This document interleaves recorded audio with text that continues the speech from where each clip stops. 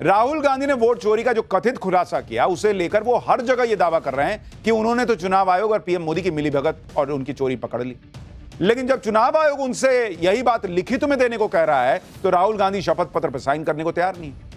क्यों नहीं है वो मैं आपको बताता हूं। दरअसल राहुल गांधी ने अगर शपथ पत्र पर साइन किए और उनके तरफ से दिए गए सबूत झूठे साबित हुए या उनके खिलाफ कानूनी एक्शन हो गया तो भैया वो मुसीबत में फंस जाएंगे।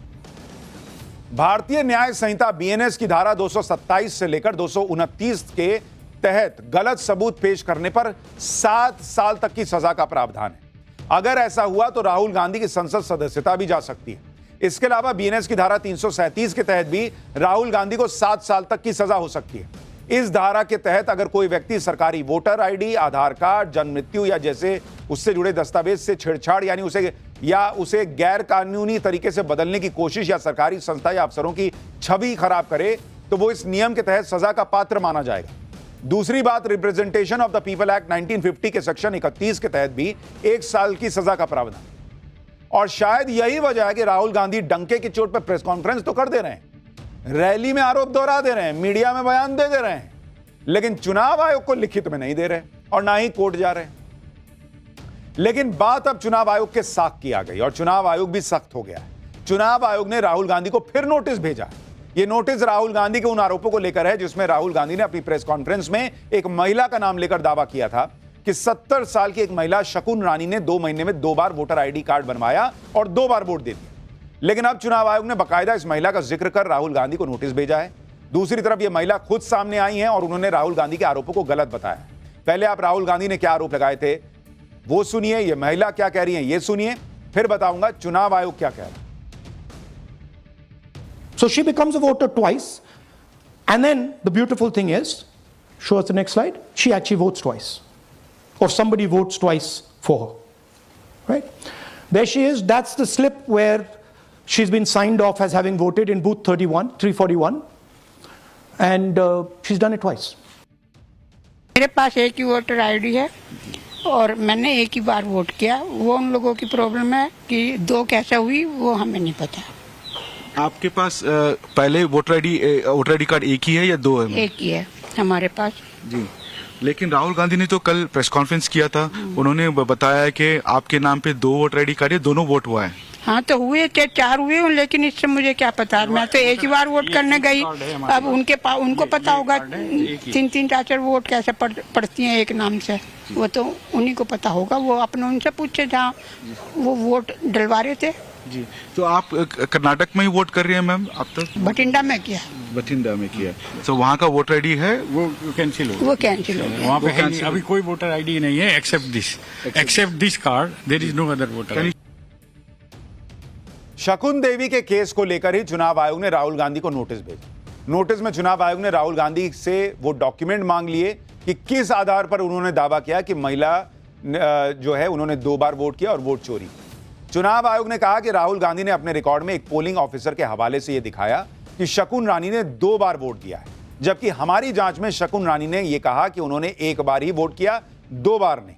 शुरुआती जांच में चुनाव आयोग को पता चला है कि राहुल गांधी ने शकुन रानी को लेकर जो डॉक्यूमेंट दिखाए हैं उस पर जो टिक मार्क लगा है वो पोलिंग ऑफिसर ने लगाया ही नहीं है। इस वजह से चुनाव आयोग ने कहा है कि आप रेलेवेंट डॉक्यूमेंट्स दीजिए, किस आधार पर आपने यह दावा किया है, जिससे डिटेल जांच हो सके। अब शकुन रानी के केस में राहुल गांधी फंस गए क्योंकि राहुल गांधी ने अपनी प्रेस कॉन्फ्रेंस में शकुन रानी के 2 बार वोट डालने का दावा ठोक दिया था और यह पिक्चर दिखाई थी जिसमें 2 टिक मार्क लगा है और नीचे लिखा था sources BLA marked electoral roll. इधर दिल्ली में राहुल गांधी और इंडी गठबंधन सड़कों पर बवाल कर रहा था, उधर कर्नाटक में अलग कांड हो गया। कर्नाटक के सीएम सिद्धारमैया ने आज सहकारिता मंत्री के KN राजन्ना को कैबिनेट से हटा दिया। शुरुआत में सिद्धारमैया ने राजन्ना को इस्तीफा देने के लिए कहा था, जब नहीं दिया तो उन्हें हटा दिया। सूत्र बता रहे हैं कि KN राजन्ना पर इसलिए एक्शन हुआ क्योंकि उन्होंने राहुल गांधी के वोट चोरी के मुद्दे से सवाल उठा दिए थे। KN राजन्ना ने कहा था कि जब वोटर लिस्ट बनी थी तब कर्नाटक में पार्टी सत्ता में थी, तब उन्होंने इस पर आंखें क्यों मूंद ली। अगर हमारी आंखों के सामने गड़बड़ियां हुई और हमने तब आपत्ति नहीं जताई तो आज शिकायत करने का क्या औचित्य है। दावा है कि KN राजन्ना के इसी बयान के आधार पर उनकी कुर्सी चली गई। इधर राहुल गांधी वोट चोरी का माहौल बना रहे हैं, उधर कांग्रेस सांसद इमरान मसूद ने आज बड़ी बात कह दी। इमरान मसूद अब यह कह रहे हैं कि वो इस्तीफा देने को तैयार हैं और पीएम मोदी भी इस्तीफा दें क्योंकि वोट चोरी हुई है। सुनिए जरा इनको। लोकतंत्र को खत्म कर दिया है इन्होंने। इलेक्शन कमीशन पूरी तरीके से बर्बाद हो गया है। राहुल जी ने दस्तावेजों के साथ चोरी पकड़ी है, राहुल जी ने सारे डॉक्यूमेंट्स के साथ चोरी को पकड़ा है। और ऐसी परिस्थिति के अंदर जब ये हालात देश के अंदर हो, मैं तो सबसे पहले कहता हूँ, मैं सबसे पहले इस्तीफा देता हूँ। सब इस्तीफा दें जो वोट चोरी कर करके जीत के आए इस वोट चोरी के अंदर। ये नहीं पता किसके पास चोरी हुई है, किसके नहीं चोरी हुई है, लेकिन अगर सही मायनों में संविधान को बचाना है तो दे इस्तीफा, सरकार भी इस्तीफा दे, हम सब इस्तीफा दें और चलिए लोकतंत्र के अंदर इस इलेक्शन कमीशन को पारदर्शी करते हैं। अच्छा, कह रहे हैं कि जो जो लोग वोट चोरी करके आए हैं वो इस्तीफा दें और कह रहे हैं कि मैं सबसे पहले इस्तीफा देता हूं। तो खुद के बारे में खुद ही मान रहे हैं क्या कि वोट चोरी करके जीते हैं? अच्छा, मान लीजिए एक सेकंड के लिए सब ने वोट चोरी हुई नहीं हुई छोड़िए, कह रहे हैं कि सब इस्तीफा दे दें, सब ने इस्तीफा दे दिया। उसके बाद क्या होगा? उसके बाद जो वोटिंग लिस्ट, वोटर लिस्ट है उसको क्लीन करना पड़ेगा, फिर उसी से चुनाव कराइएगा, तो फिर तो वोट चोरी हो जाएगा आपके हिसाब से। तो आप वोटर लिस्ट को क्लीन कीजिएगा। कैसे क्लीन कीजिएगा? उसी एसआईआर से जो बिहार में हो रहा है। अरे भैया, तो फिर हंगामा काहे काट रहे हैं? गजब लोग हैं भाई। वोटर लिस्ट क्लीन कीजिए। कैसे क्लीन होगा? एसआईआर से होगा, लेकिन हम बिहार में एसआईआर पे बवाल काट रहे हैं। इंडी गठबंधन को लग रहा है कि उन्हें नरेंद्र मोदी के खिलाफ बड़ा मुद्दा मिल गया और इसी में वो माहौल बनाने में जुटे हैं। लेकिन आप ये भी देखें कि इंडी गठबंधन में आपस में सब खींचतान में लगे हैं, कौन ज्यादा माहौल बना पाता है। रेस लगी हुई है कांग्रेस में, समाजवादी पार्टी में, ममता बनर्जी की पार्टी में। आज इंडी गठबंधन के मार्च में समाजवादी पार्टी ने यूपी उपचुनाव का मुद्दा उठा दिया। समाजवादी पार्टी ने कहा कि यूपी में 10 सीटों पर उपचुनाव हुए थे और उस दौरान जमकर धांधली की गई। उपचुनाव में बीजेपी के वोट कैसे बढ़ गए भाई? समाजवादी पार्टी ने आरोप लगाया कि यूपी उपचुनाव में वोटों की चोरी नहीं, डकैती हुई थी। सुनिए डिंपल यादव को, फिर फैक्ट्स बताता हूं।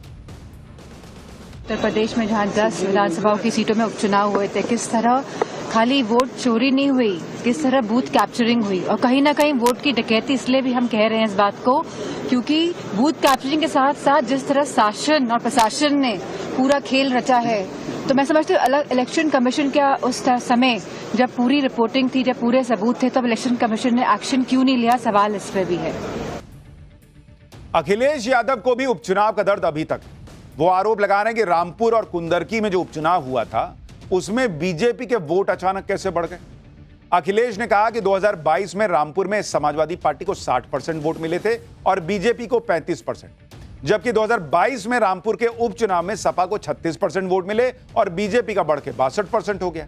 इसी तरह 2022 में कुंदरकी सीट पर सपा को 46% वोट मिले और बीजेपी को 30%, जबकि 2024 के उपचुनाव में सपा को 12% वोट मिले और बीजेपी का वोट शेयर 77% हो गया। इन दोनों सीटों के डेटा के आधार पर अखिलेश यादव वोट चोरी का आरोप